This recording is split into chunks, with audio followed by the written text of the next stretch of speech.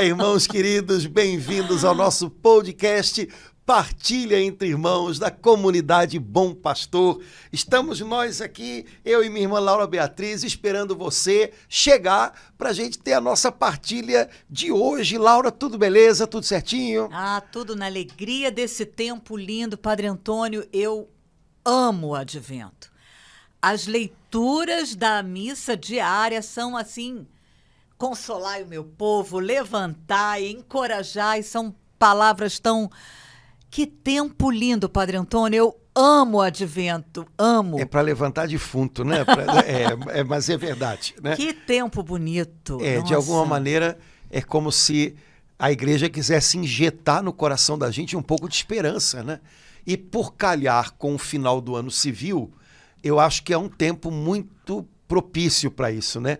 Final de ano a gente costuma estar um pouquinho ou muito cansado e cheio de expectativas para o ano que vai vir. Receber um pouco de esperança, lembrar que a nossa vida não depende só daquilo que a gente conseguiu fazer ou acha que vai conseguir fazer, mas a nossa vida é, em primeiro lugar, um presente, um dom de Deus. O mais importante é aquilo que Ele está fazendo na gente. Isso Amém. Renova a nossa esperança, né? Então, acho que para esse tempo do Advento valia essa imagem. É uma injeção de esperança, é um combustível de Deus para a gente ir em frente, né? Cada leitura diária mais tocante do que a outra, a cada dia. Padre Antônio, eu quero pedir a Deus que nesse podcast o Espírito Santo... A gente está na segunda semana do Advento ainda, porque eu percebo que às vezes as pessoas, mesmo, né, os irmãos, a começar por mim, dá um frenesi em dezembro e a gente deixa de perder aquilo que a igreja nos dá a cada dia. Então, peço a Deus que nesse podcast cada irmão, já que a gente está na segunda semana do Advento ainda, pare um pouquinho a cada dia de dezembro, desse Advento, para pegar as leituras do dia e mergulhar naquela luz, naquela esperança, naquele banho de amor que a cada dia a igreja nos dá nessas leituras maravilhosas. O problema do tempo do Advento é que ele se embola um pouquinho com o Natal, não na liturgia, mas nas coisas do dia a dia, né? É como se durante a Quaresma a gente já fosse começando a comer ovo de Páscoa. As coisas ficam um pouquinho emboladas. Mas nós, católicos, nós podíamos tentar melhorar um pouquinho essa maneira de viver o tempo do Advento, né? Do ponto de vista comercial, a gente sabe que já tem árvore de Natal montada desde outubro, né? Mas na nossa vida interior, né, no nosso ritmo de vida pessoal, a gente podia tentar ajeitar um pouco mais isso e deixar o Natal de fato para o Natal. O tempo do Advento é uma preparação para a celebração do Natal. Por conta de tudo que a gente tem no clima, no ambiente de final de ano, também de comércio, acaba que é como se houvesse uma antecipação. E aí todo um ambiente, um clima de festa e às vezes de agitação toma conta. Então, quem sabe a gente propor isso para os irmãos, né? Vamos tentar ter um pouquinho mais de calma no Advento, é um tempo de preparação. Então, no que depende da gente, no que tem a ver com a nossa vida pessoal, calma, vamos viver primeiro o Advento para depois viver as celebrações da encarnação, né, de Jesus Cristo, mas essas coisas elas ficam um pouquinho emboladas na cabeça da gente por conta desse ritmo acelerado de final de ano. Tá todo mundo muito louco, né, por conta de compras e tudo. Então vamos baixar um pouquinho a bola. Estamos ainda na preparação para a celebração do Natal. Se a gente aprender a viver uma coisa de cada vez, de repente isso ajuda a gente até a administrar melhor outras coisas da nossa vida, né? Padre Antônio, deixa eu contar para o senhor e para os irmãos algo que me ajudou muito. Quando eu peguei naquela festa linda da solenidade da Imaculada Conceição, o folheto da missa, quando eu bati o olho na expressão Ano da Oração, Padre Antônio, aquilo me tocou tão profundamente, eu senti um chamado, eu falei, olha, Ano da Oração, meu Deus, um ano inteiro. E aí eu ainda não sei direito, eu sei que é uma preparação, né, para o jubileu de 2025, mas eu já senti um chamado de Deus aí. Eu falei, que bom que na festa da Imaculada Conceição, no folheto, foi a primeira coisa. Ano da oração. Eu senti realmente um chamado de Deus ali, Padre Antônio. Uhum. A cada 25 anos a igreja celebra um ano de jubileu. Isso é uma instituição medieval, né? O Papa, não me pergunta, não faça a pergunta. Não né? farei. Tá. O Papa da época, ele propôs isso, né? Que primeiro a cada 50 anos, e depois foi puxado para cada 25, né?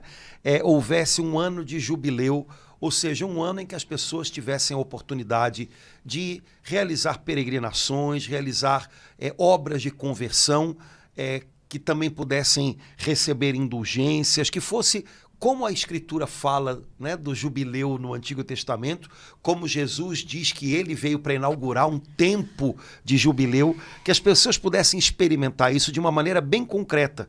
Né? A cada primeiro 50 anos, depois a cada 25 anos, como é celebrado agora. Então é um ano como especial. Foi o ano 2000? O ano 2000 foi o último jubileu ordinário, que a gente chama. Né?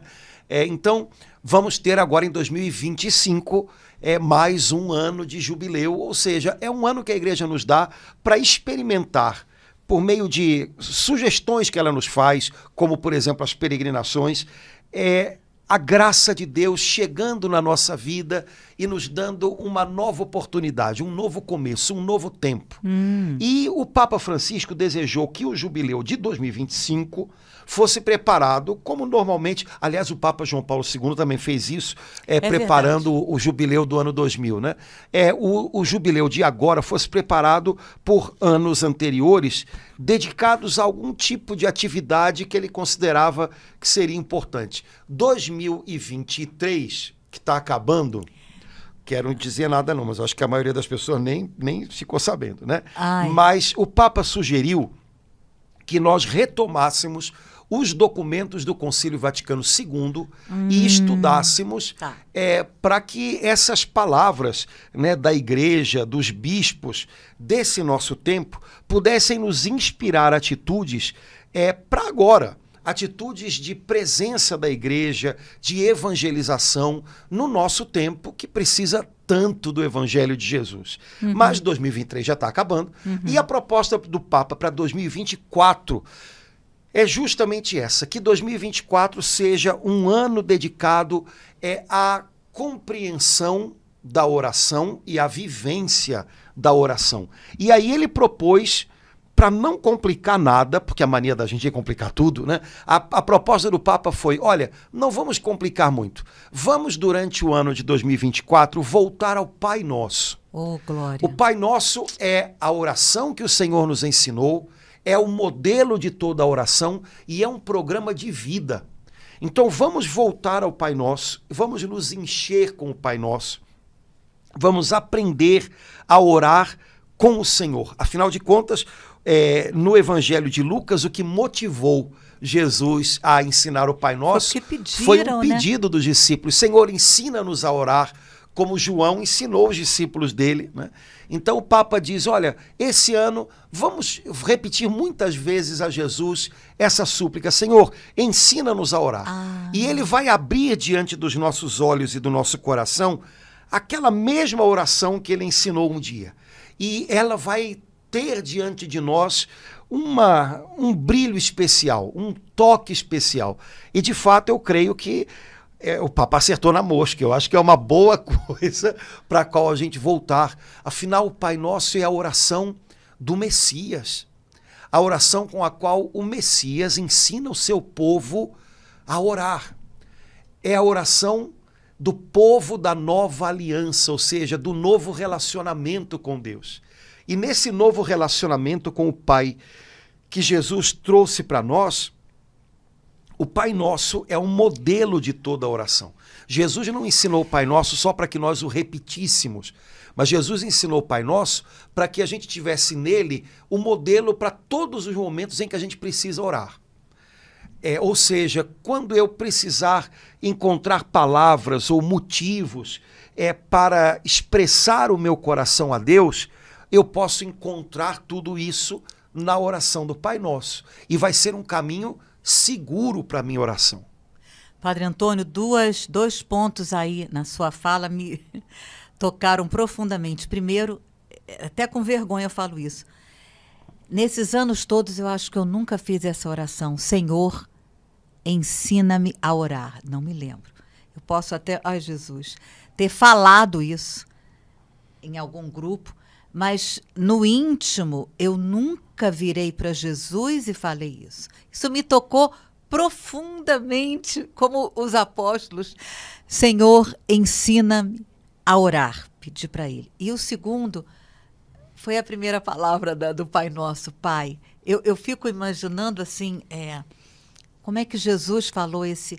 Só da gente falar Pai, a gente é inundado assim, sabendo que o próprio Jesus, né, nos ensinou. Até então, o senhor me corrige, ninguém chamava Deus de Pai, né? Era, sei lá, Adonai. Não do jeito que Jesus chamou.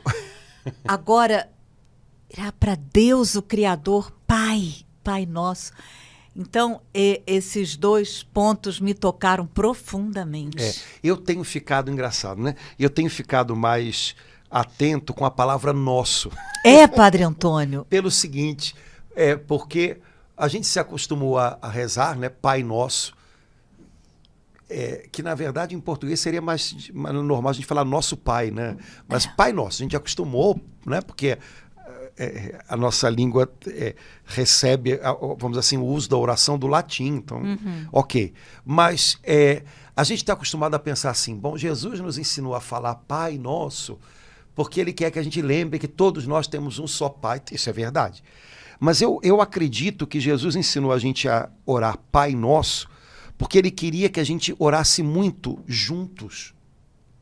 Ai, Padre Antônio, e que lindo. Juntos a gente chamasse o Pai. Oh, entendeu? Deus. Nosso Pai, todo mundo junto. Todo mundo junto. É interessante porque quando a gente fala de oração, ou quando a gente pensa sobre oração, ou quando a gente imagina como é que eu vou aprender a orar e tal, a gente costuma imaginar oração pessoal, individual. Quando, na verdade, se você der uma olhadinha no Novo Testamento, eu acho que uma vez a gente até comentou isso aqui. A maior parte das vezes em que se fala de oração em conjunto. Eles estavam todos reunidos em oração. Aconteceu um problema, Pedro foi preso, todos então oraram juntos a uma só voz. Então, vários lugares em que se fala de oração no Novo Testamento, se fala de oração junto. Sermão da Montanha, né? não. O pessoal orando junto. Tá. Era uma prática muito comum da igreja primitiva. No Atos dos Apóstolos, o tempo orar todo. Juntos. Não? A igreja nos ensina a orar, nos fazendo orar juntos, na liturgia. E, Laura, a gente às vezes fala de oração para as pessoas, não porque a oração... E a gente tem a impressão de que todo mundo sabe orar e que orar é fácil para todo mundo. Quando, na verdade, todo mundo precisa ser ensinado a orar. Amém. Por isso, os apóstolos pediram, Senhor, ensina-nos a orar. Agora, como é que a gente aprende a orar? Normalmente, a gente aprende a orar também na nossa oração pessoal. A gente repete na oração pessoal o que a gente aprende quando a gente está fazendo junto. Entendi. Então, primeira dica, né, minha, assim, não sei se é uma boa dica, mas eu acho que é assim, para você que tem dificuldade de rezar individualmente, pessoalmente, e às vezes fica chateado porque todo mundo fala, tem que orar, vamos orar, e você não sabe como. Repita sozinho muito daquilo que você aprende quando você está rezando junto com os irmãos. Então, na igreja, na liturgia da igreja, por exemplo, a gente aprende a orar falando com o Pai. A maior parte da liturgia, por exemplo, da missa, é dirigida ao Pai. As orações da liturgia terminam todas por nosso Senhor Jesus Cristo. Então, ore em nome de Jesus Cristo. De Jesus. A maior parte da liturgia da igreja é assentada na leitura da Bíblia. Então, na sua oração pessoal, leia a Bíblia, use ela como matéria-prima da sua oração, como a igreja faz em cada celebração da liturgia. A gente poderia pegar um monte de outras coisas que acontecem quando a gente está reunido em oração junto e que são coisas que a gente pode aprender e depois trazer para a nossa oração pessoal. Quem faz parte, por exemplo, de um grupo de oração, aprende no grupo de oração a orar louvando. Então você ouviu muita gente louvando no grupo, louve agora você sozinho, também em casa, na sua oração pessoal. No grupo de oração a gente aprende a orar cantando. Cante também na sua oração pessoal. Então, muito do que a gente pode e deve fazer na oração pessoal é aplicação daquilo que a gente aprende quando a gente ora junto. E esse nosso, do Pai Nosso, me faz lembrar que Jesus queria que nós rezássemos juntos. Quando orardes, dizei, Pai Nosso. Isso é o tipo de fala que a gente tem, em primeiro lugar, quando a gente está rezando junto. Senão ele... Quando a gente está junto, a gente aprende a rezar, e quando a gente está sozinho, a gente pratica o que a gente aprendeu quando estava junto. Então, lembra de vez em quando, se você vai a uma reunião de oração na sua paróquia, ou se você lembra, tem uma pessoa que ora tão bonito, como é que ela... Lembra, faz você também sozinho, do seu jeitinho, mas... a oração comunitária é a grande escola de oração. Nela a gente aprende o que a gente pode depois exercitar também pessoalmente na nossa oração individual. E a igreja deve ser essa grande escola de oração. O Papa São João Paulo II escreveu no jubileu do ano 2000 um documento que, engraçado, já se passaram quase 25 anos e esse documento é tão rico e é tão atual. Recomendo, se você não leu, leia. Não vai parecer que tem 25 anos. O nome do documento é No Início do Novo Milênio. O documento é lindíssimo. Lindíssimo. E São João Paulo II fala exatamente isso. Nossas igrejas têm que ser escolas de oração. A gente aprende a orar junto para depois orar sozinho. Pessoalmente, sozinho. Então, me parece que o Pai Nosso mostra isso. Jesus gostaria muito que nós estivéssemos juntos orando. E essa prática do orar juntos, a gente pode exercitá-la mais, mesmo nas nossas igrejas. A gente passa muito tempo trabalhando junto, planejando junto, às vezes até brigando junto. Também para brigar tem que estar junto, né? Mas eu acho que a gente pode passar mais tempo orando junto. Isso vai fazer muito bem para a gente, para os nossos planos, para os nossos relacionamentos, porque quando a gente ora junto com alguém, o relacionamento da gente com essa pessoa muda de algum modo. Nas famílias da gente, como seria maravilhoso se a gente orasse junto. Aqui em casa todo mundo reza, sim, mas todo mundo reza como? Cada um no seu quarto. Cada um na sua hora, no seu momento, do seu jeito. Ok, mas vamos tentar rezar junto também um pouquinho. Arriscar, a gente vai ver como é que isso vai trazer frutos bons para o nosso relacionamento familiar. Então, eu não sei, mas eu acho que a gente podia aproveitar também o ano da oração, 2024, para voltar a se reunir mais em oração em comum. Pode ser uma grande ajuda para a gente aprender a orar sozinho depois. Então, fica aí uma dica. Não sei se funciona, mas acho que funciona. Não, Padre Antônio, amei esse entendimento que o Espírito Santo deu para o Senhor do nosso. Que beleza, né? O Senhor intuir que Jesus fica feliz. Por isso ele ensinou Pai Nosso quando nós estamos juntos. E às vezes, sabe que o Senhor me ajudou muito pessoalmente? Porque eu tinha uma ideia contrária. Como Jesus falou, quando você orar, entra no teu quarto e fecha a porta, que primeiro, mas a importância porque todo o resto do Novo Testamento são os irmãos juntos. A importância de nós estarmos juntos, né? Em oração, na missa, no grupo de oração, né? Numa oração litúrgica na igreja, qualquer que seja ela, né? Na novena de Natal, como alguns fazem, e daí levar para a oração pessoal. Foi maravilhosa essa dica. Porque normalmente, às vezes, eu pensava assim o contrário, também pode ser, mas claro que... O contrário é mais difícil. Você edificar uma vida de oração pessoal e depois ir para a oração comunitária e levar para... É claro que essas duas coisas, elas têm mão dupla, né? Uhum. Uma coisa ajuda a outra. Mas eu ainda aposto mais o que a gente vive junto, depois a gente trazer para a oração pessoal. A igreja sempre entendeu essa passagem que você lembrou, né, quando você orar, entra no teu quarto, fecha a porta, como algo espiritual. Ou seja, a tua disposição ao orar deve ser sempre uma disposição de estar diante dos olhos do Pai. Uhum. Portanto, tem que ser uma disposição interior de humildade, de rendição, e não estar preocupado com o que outros podem pensar. Não. Mas isso serve tanto para a oração pessoal quanto para a oração comunitária, né? Mas eu acho que do ponto de vista pedagógico, vamos dizer assim, de aprendizado da oração, que eu acho que é o grande desafio, aliás, é o que o pedido dos apóstolos manifesta, né? É o grande desafio da maioria das pessoas. A gente tem a mania de achar que todo mundo sabe rezar alguma coisa. Talvez a maioria das pessoas saiba dizer, meu Deus, está tão difícil, meu Deus do céu, me ajuda naquilo dali, mas manter uma conversa com Deus, uma vida com Deus, isso é preciso ser aprendido. Isso eu aposto mais no trazer para a oração pessoal aquilo que é vivido na oração em comum.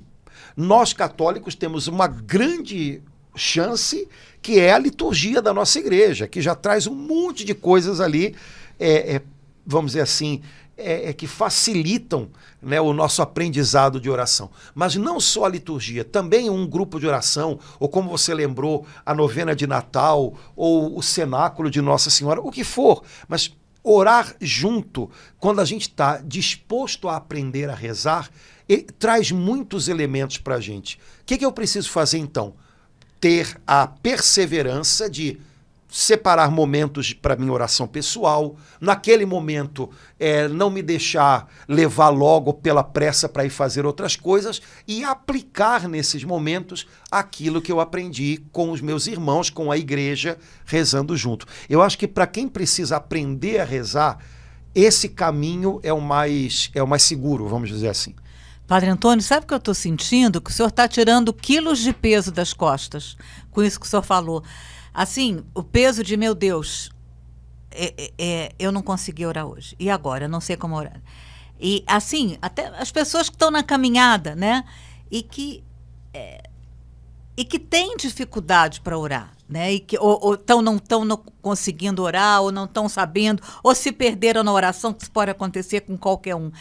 Então, essa visão que o senhor trouxe a partir da oração, quando eu falo Pai Nosso, da oração em comum, até a própria liturgia da missa, né? Se eu trouxer para mim começar pedindo perdão a Deus, depois fazer um ato de louvor, depois orar com o Pai Nosso, depois pegar um texto da Bíblia. Quer dizer, a própria liturgia da missa me ensina na minha oração pessoal, né? Exato. Então, eu acho que é um bom aprendizado, né? Hoje a gente tem até a facilidade do celular, tem isso, né? Então vai lá, tem o folheto da missa, né? Explora isso na sua oração pessoal. Pode ser uma descoberta muito legal, né? Ah, não, mas a minha oração pessoal tem que ser uma coisa muito espontânea da minha cabeça. Quem disse que a minha cabeça é uma boa fonte de qualquer coisa? Normalmente não é. Então, é claro que eu posso fazer e devo fazer orações com as minhas palavras, que envolvam as minhas coisas, mas quem disse que essas orações têm que brotar do nada? Elas podem ter como matéria-prima a oração da igreja, aquilo que a palavra de Deus me oferece, por exemplo, na liturgia de cada dia. Uma coisa que me ajuda muito a rezar, e que lá na paróquia de vez em quando eu tento mostrar ao pessoal, gente, olha que beleza, a oração de coleta, que é aquela oração que tem logo no comecinho da missa, né? Normalmente é uma oração que diz coisas tão bacanas. Ontem a gente pedia, Senhor, que nenhuma atividade terrena me impeça de ir ao encontro de Cristo, né? Então, Senhor, me ajuda que no meio de tudo que eu estou fazendo hoje, nada tire o meu coração do Senhor. Pronto, eu estou rezando a oração da igreja, que é a oração que nesse tempo litúrgico a igreja né, oferece a todos os seus filhos, e estou trazendo para a minha vida. Senhor, o Senhor sabe que eu posso me deixar absorver por uma atividade, por outra, e o meu coração fica disperso do Senhor. Hoje não deixa, que o teu Espírito Santo me ajude a, no meio de tudo que eu estou vivendo, manter os meus olhos no Senhor, encontrar o Senhor em tudo que eu faço. Pronto. É a oração do domingo. Então, eu acredito de verdade que para a oração pessoal da gente ter uma matéria-prima boa, é aquilo que a gente aprende rezando junto, trazer para ela. E vai ser uma beleza. Caso contrário, volto a insistir no que eu falei. Todo mundo sabe rezar, bota um terço na mão da pessoa. Se a pessoa não sabe, até o terço, ela vai fazer do terço só uma repetição, quando na verdade o terço é uma oração para que você contemple Jesus com os olhos, com o coração de Nossa Senhora. Então, é preciso saborear o terço e não só repeti-lo. Mas se as pessoas não são ajudadas nisso, não vai, né? Então, Pai Nosso, juntos a gente aprende a falar com o Pai. E a gente continua fazendo isso ao longo do dia, das 1000 maneiras que a gente puder, também na nossa oração pessoal. Entre vários exemplos que o senhor deu um que eu gosto muito, que é a oração cantando, né? A gente canta no grupo de oração e tem gente que pode ter achado estranho isso, mas quem canta ora 2 vezes, né? Com certeza. Aliás, os salmos todos foram pensados e cantar. Compostos para ser cantados. Na liturgia das horas eles foram feitos de tal forma para que... Não, os salmos foram feitos originalmente para serem cantados. Então, você pode colocar uma melodia num salmo quando você está cantando ele, rezando ele sozinho. Por que não? Por que não? Né? Onde é que está escrito que não pode? Eu amo. Né? Ou então você pode lembrar da melodia que foi usada no domingo, né? Na missa, sei lá. Ou então cantar uma música que te aproxima de Deus, que afirma algo de fé que você precisa naquele momento. Eu conheço tantas pessoas que num momento de doença, num momento que não conseguiam mais rezar muita coisa, rezavam quando se colocava aquela música e a pessoa... Então, tudo é oportunidade, né? Por que não fazer isso? Né? Nada impede, nada impede. E isso aí é uma forma assim que tem me ajudado e ajuda realmente Lembrei agora da Doris, né, Padre Antônio? Porque ela ama orar cantando, ela está sempre cantando. Isso é uma forma assim maravilhosa de nos levar assim direto para Deus. E, assim, então, quando o Papa propõe esse ano da oração, ele simplifica propondo a partir do próprio Pai Nosso. E eu acho que é outro dado importante. Vida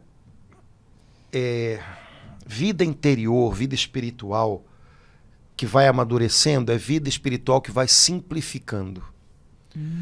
Complicar não é sinal de maturidade. Então você pode rezar muito, mas se você está rezando complicado, é um monte de coisa e não pode deixar... Desconfia um pouquinho. Tá? Há coisas que quando a gente está começando, é natural, uma pessoa que está começando, não, eu tenho que rezar essa oração, tenho que rezar também aquela, e vou juntar aquela outra, tudo bem, não tem problema nenhum. Mas com o tempo você simplifica, o que não quer dizer que você não vai rezar muito, mas você vai rezar com aquilo que é mais essencial, possivelmente com a palavra de Deus, possivelmente a sua oração, os motivos da sua oração, eles vão afunilar para aquilo que é o Pai Nosso. Para aquilo que é o Pai Nosso, né? O assunto vai de alguma maneira vai simplificar também, né? Enfim, então o Papa deu essa boa dica, vamos voltar ao Pai Nosso. É a oração do Messias, é a oração que ele ensina ao seu povo, é a oração que é modelo de todas as outras. Cuidado para não ficar perdido no meio de uma quantidade enorme de coisas a orar, quando na verdade às vezes isso pode ser complicação, e só complicação, né? Então voltar ao Pai Nosso é voltar ao essencial e aquilo que é simples, ou seja, com Jesus eu aprendo a ser filho, no Espírito, porque é o Espírito de Jesus que vive em nós, que ora conosco, ora por nós.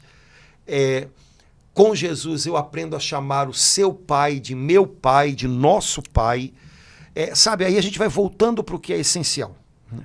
Como a liturgia da igreja também é. Né? Se você parar para pensar, a liturgia, apesar de algumas pessoas dizerem, não, a liturgia é complicada. Não é, não.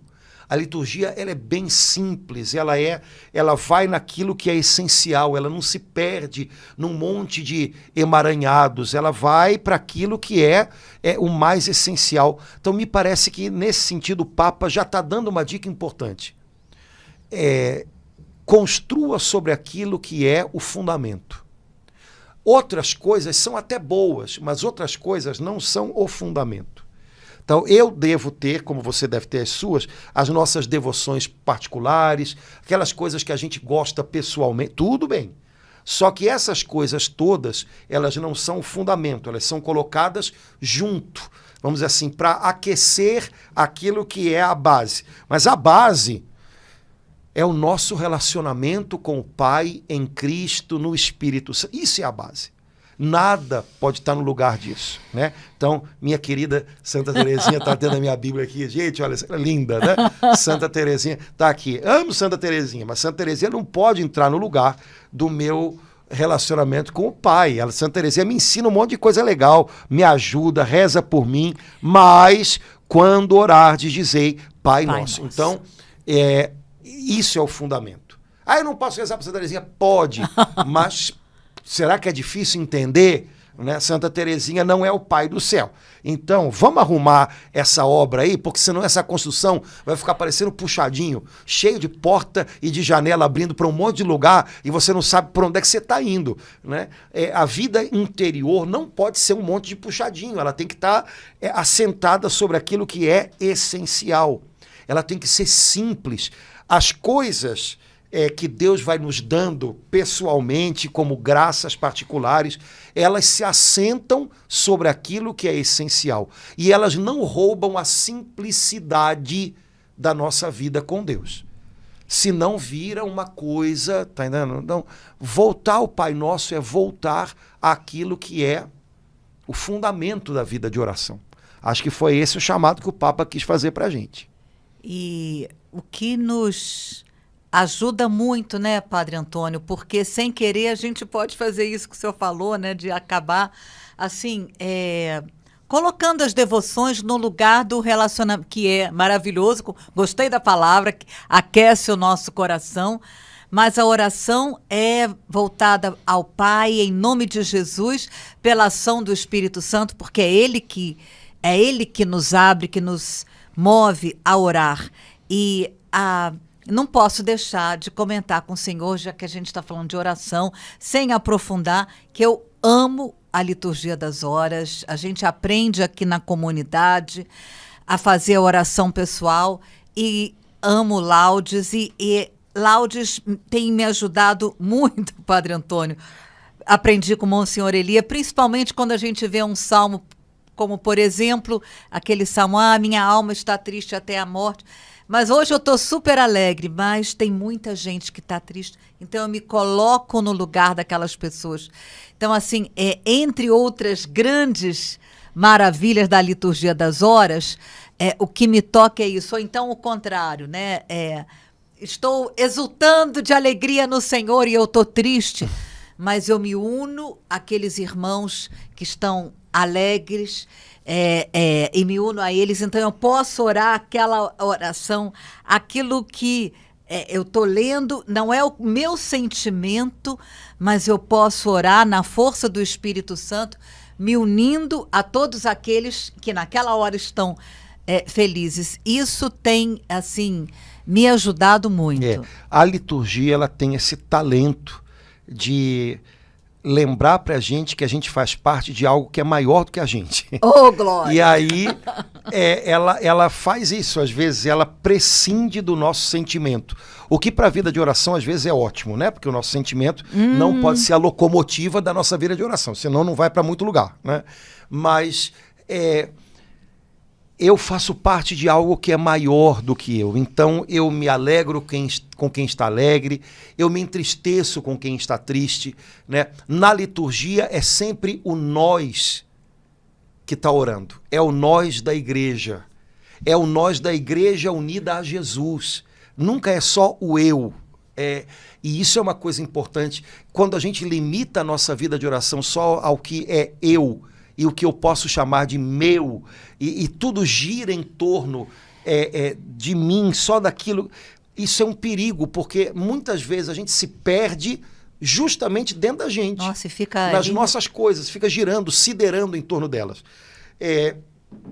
A liturgia tira a gente dessa órbita do eu e lembra, eu faço parte de uma obra maior, é a obra de Cristo, que é renovar todas as coisas, e essa obra já está em curso, e essa obra está tomando conta da minha vida e do mundo inteiro, e mesmo que alguma circunstância minha esteja sendo dolorosa, ou esteja sendo uma circunstância que para mim é uma experiência de caducidade, de fraqueza, eu ainda assim faço parte de algo que é maior. Jesus colocou isso em ação, e isso não vai voltar atrás por causa das minhas dificuldades, das minhas dores. Então, a liturgia tem esse poder de botar a gente, vamos dizer assim, dentro desse conjunto, desse contexto maior de oração, que às vezes faz muito bem para a nossa cuca, inclusive, porque interessa a gente por algo que vai além da gente mesmo.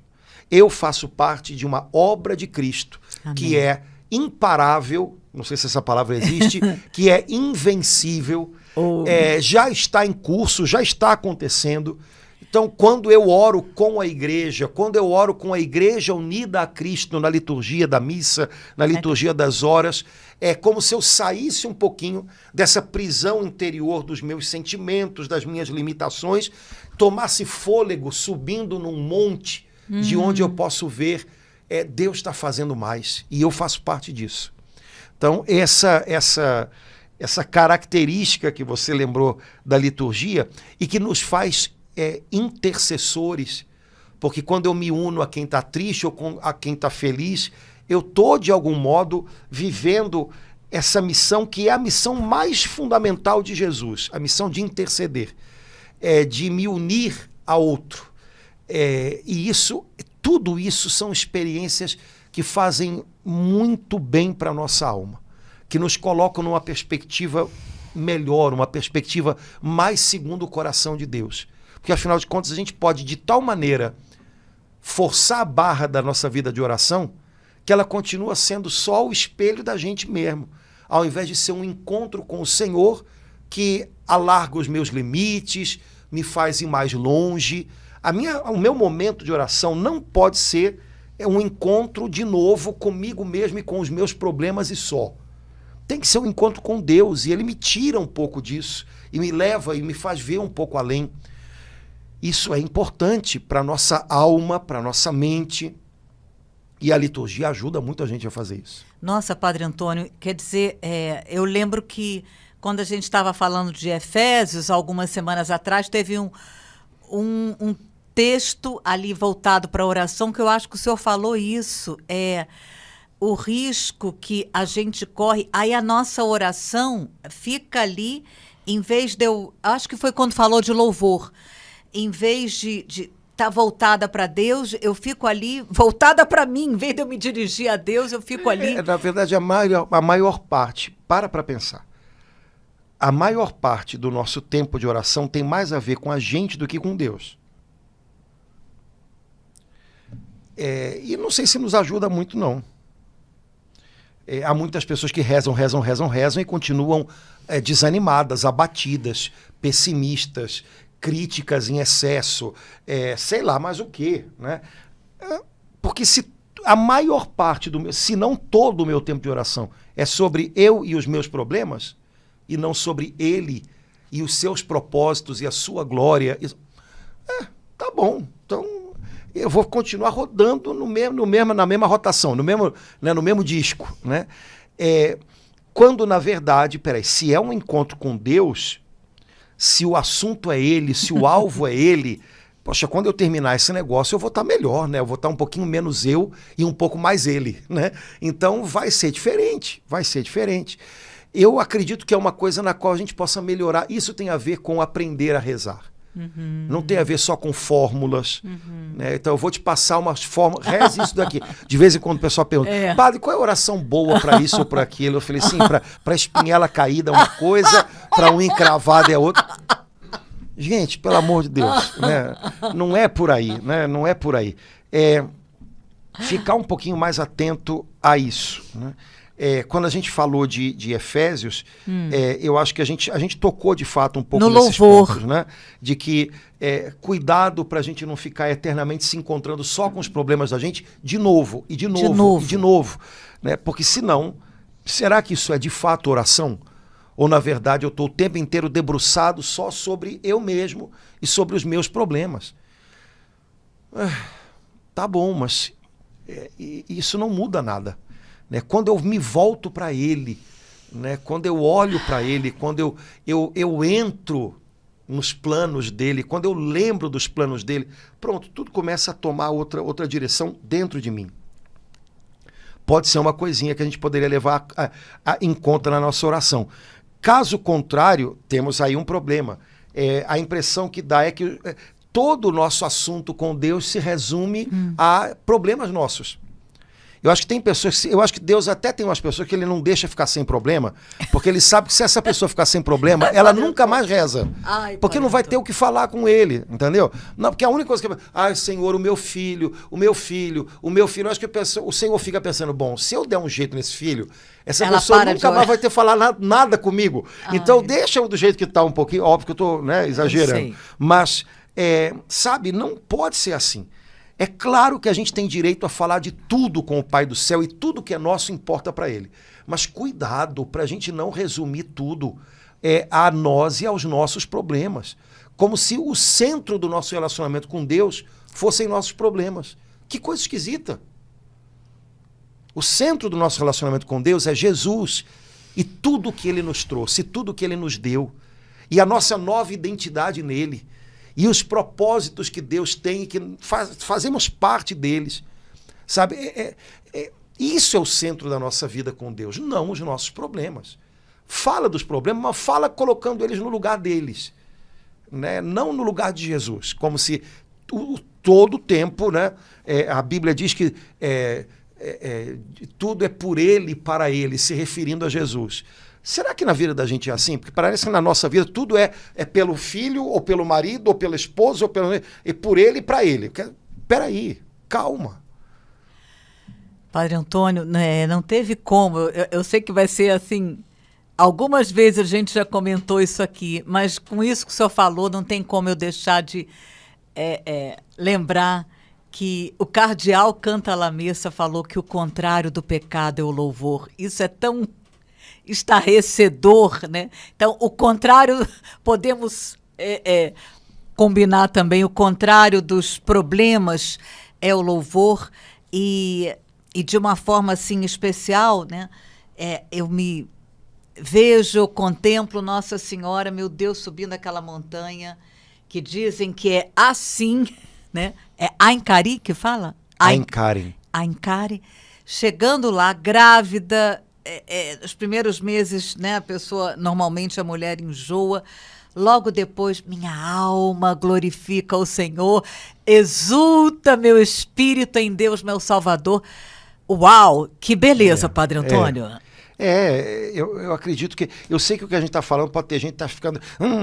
mas, gente, essa é a parte legal da história de oração, que é orar como cristão. Porque oração é uma coisa que, no final das contas, a humanidade inteira faz. Até ateu, quando o avião está na turbulência, reza, né? A humanidade inteira faz. Que é ter esse sentido de que eu preciso apelar a alguma coisa maior do que eu. Só que Jesus nos trouxe algo muito muito mais especial do que isso. Isso já é legal, isso já é especial, poder apelar a alguma coisa maior do que a gente. Mas Jesus nos trouxe, por exemplo, a consciência ou a novidade de que a gente não está apelando para alguma coisa, a gente está apelando para alguém. E não é alguém longe, é um pai. Então, pronto, já começou a mudar tudo, né? A oração cristã, ela tem, sabe, o poder da oração cristã, ele está escondido justamente aí. A oração, eu não rezo para convencer Deus a ser bom comigo. Eu rezo para eu mudar e me alinhar com Deus e estar pronto para receber o que Ele tem. Senão a gente passa muito tempo só quase querendo convencer Deus de que Ele precisa mudar alguma coisa. De que Ele sabe, Ele pode.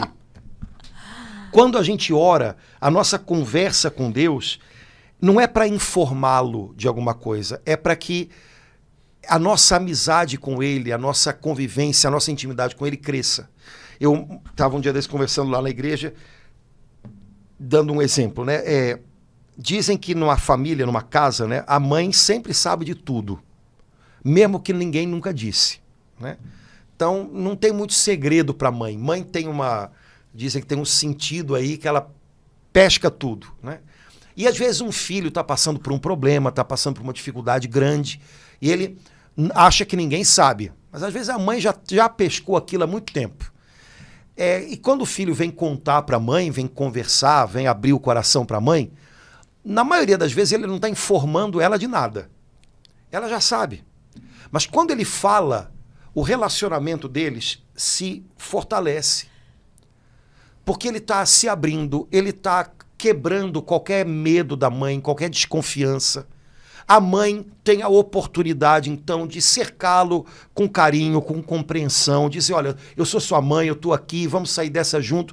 Eu acho que a nossa oração é um pouquinho assim. Que imagem linda, Padre Antônio. Meu Pai do céu sabe, eu não preciso explicar, contar nenhuma novidade para ele. Agora, quando eu abro o meu coração para ele, o relacionamento da gente, se fortalece. Estreita. E aí eu me torno capaz de receber o apoio dele, a ajuda dele, sabe? Então, oração não precisa ser um informe de problemas, mas é justamente o momento, a chance que eu tenho de me encontrando com Deus, me abrindo com Ele, contando as minhas coisas, também receber dele uma palavra, dizer para ele que apesar de tudo aquilo eu confio nele, eu sei que ele está comigo, fortalecer o nosso relacionamento. Isso é o mais importante. Caso contrário, só repetindo as dificuldades, os problemas que eu tenho, ou me curvando sobre eles, quase que dando a impressão para mim mesmo de que aquelas coisas são difíceis demais. Tá bom, para mim são difíceis demais, não para o Senhor. Então, se eu estou tendo um encontro com Ele, eu posso dizer isso para Ele, Senhor, olha, isso aqui para mim é muito difícil, mas para o Senhor eu sei que não é. E fé, oração é exercício de fé. Não é exercício de dúvida. Ai, meu Deus do céu, não sei se vai dar certo não, mas vou rezar. Peraí, eu vou rezar e por isso eu sei que alguma coisa vai dar muito certo. Então, vamos embora. Né? Então, gente, tem coisa que a gente parece que é cristão, mas a cabeça da gente não muda. São Paulo diz tanto que a nossa mente tem que ser renovada também nessas coisas. Às vezes a gente é cristão, mas reza como se não fosse. Como se a gente não soubesse de tanta coisa que Jesus nos ensinou. Então a gente tem que botar as coisas aqui no lugar para a nossa mente e para a nossa oração fluírem com mais leveza e mais liberdade. Padre Antônio, quando terminar o podcast, eu tenho certeza que todo mundo que estiver vendo vai dar correndo de vontade de se encontrar com o Pai. Eu espero. E louvar, e falar, Pai, ó, eu tô aqui. Eu espero que não tenha vontade de dar uns tabefe no padre. Não. Porque, gente, repetindo, vamos rezar como cristãos. Amém. Né? Vamos aprender a orar com o Mestre Jesus, que nos ensinou tanto a orar, né? Com a Sagrada Escritura, que é a palavra de Deus, com a liturgia da igreja, que é a escola na qual a igreja põe os filhos dela para aprender a rezar. E a gente vai ver que algumas coisas, tá bom, isso aí é como eu fazia. Mas agora eu tô aprendendo uma coisa mais legal, eu vou agora aprender mais com isso daqui, agora eu vou dar um passo além. Né? E E de repente a gente vai descobrir que a nossa oração, ela tem desafios maravilhosos para a gente e que podem ser grandes oportunidades para a gente crescer na nossa confiança em Deus. Então vamos fazer isso, né? Eu gostei quando o senhor falou que é não complicar. Tem gente que acha, né, que tem que... Não, com todo respeito às pessoas que têm que fazer um curso para aprender a orar. E o senhor trouxe de uma forma assim tão acessível a qualquer pessoa, com palavras assim que levaram, assim, eu tenho certeza, Padre Antônio, a mim, cada um de nós, a ter esse desejo de conversar com o Pai em oração, sem necessariamente ter que fazer um curso de 6 meses para aprender a orar, como o senhor falou, que o Papa trouxe voltou à simplicidade, sem... A gente tem que tomar cuidado com uma coisa que também acontece muito hoje. As pessoas têm... Nunca a gente teve tanto acesso a conteúdo como a gente tem hoje, né? Livro, se fosse livro até que estava bom, mas internet, essas coisas, né? E qual é o risco que a gente corre? Pensar que ler 3 livros sobre oração e ouvir 50 palestras sobre oração ensina a gente a rezar. Né? 10 palestras de oração não valem 10 minutos de oração. Então, se você quer aprender a orar, meu amigo, em algum momento desliga a internet, desliga a televisão, senta e vamos embora. Porque sem isso não tem como. Tá? É como você achar que você vai aprender sei lá, fazer bolo lendo receita. Né? Eu vou ler uma receita, eu vou ler 50 receitas de bolo. Nunca juntei um pouco de farinha com manteiga. Isso não vai dar certo. Né? Você não sabe fazer bolo nenhum. Né? Então, oração é uma coisa que a gente aprende fazendo. É claro que eu devo ler algumas coisas, começando do que é mais essencial, a Bíblia.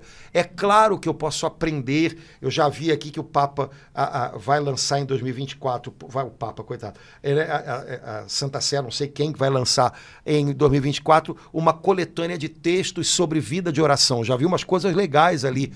Ótimo! Só que eu não posso imaginar que lendo um livro sobre oração, ou vendo uma palestra sobre oração, eu estou rezando, ou isso me ensina a rezar melhor do que tirar 10 minutos para rezar. Não é assim que funciona. Né? Então eu preciso parar e me jogar nesse oceano que é a intimidade com Deus. Eu vou aprendendo à medida que eu vou nadando. É como uma criança, você, né, joga na água, ela vai aprendendo a bater até conseguir se manter. Na oração é a mesma coisa. Então, primeiro conselho para quem você disse, eu estou disposto a aprender a orar, está disposto? Então, não é o podcast que vai te ensinar, combinado? Desliga essa bodega, procura o Senhor, vai, senta lá com ele, pega a folhinha da missa, pega a Bíblia, não pega nada, mas traz à memória alguma coisa que te ajuda a entrar na presença de Deus. Reza o Pai Nosso com calma. É o modelo de toda oração. Você vai ver, fica. Amanhã faz a mesma coisa, depois a mesma coisa. Não tem outro jeito, não tem outro jeito. As pessoas hoje estão muito enganadas, imaginando que consumindo muito conteúdo sobre vida interior, elas têm vida interior. Não tem, certo? Não tem. E dizer o contrário seria só querer agradar, mas não dá, né? Não pode ser assim. Né? Há coisas que são nossas com Deus e elas têm que passar pela gente. Né? E elas têm que ser exercitadas, vivenciadas, não só idealizadas. Né? Quando a gente ouve alguma coisa sobre vida de oração, a gente idealiza a vida de oração, mas a gente não tem uma. Então a gente tem que orar e é exigente, e exige perseverança, paciência, confiança. Essas coisas que Jesus ensinou pra gente. Então, vamos pular na água, cara. Se a gente não pular na água, não rola, não. Amém. Certo, Laura? Certo. Eu acho que em 2024 a gente podia tentar, quem sabe, até fazer aqui uma coisa que a gente fez há um tempo atrás no Instagram, né? Olhar para o Pai Nosso. Amém. Porque Pai Nosso é Pai Nosso, né? Pai Nosso.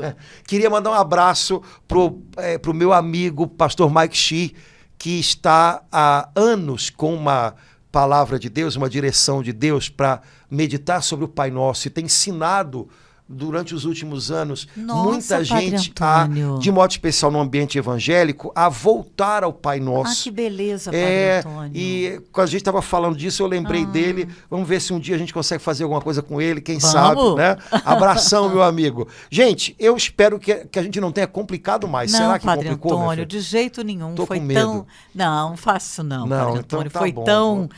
Ajudou a beça, eu tenho certeza, né? Assim, o senhor descomplicou, como o senhor falou, assim. A gente estava meio confusa e ajudou bastante, Padre Antônio. Então, nesse ano de 2024, Ano da oração. da oração. Que beleza, né? Padre Vamos Antônio. lá, vamos pular nessa água Vamos aí. pular. Irmãos, um abração, Deus abençoe muito. Obrigado pela sua companhia. Até a próxima, se Deus quiser. Até. Tchau, irmãos.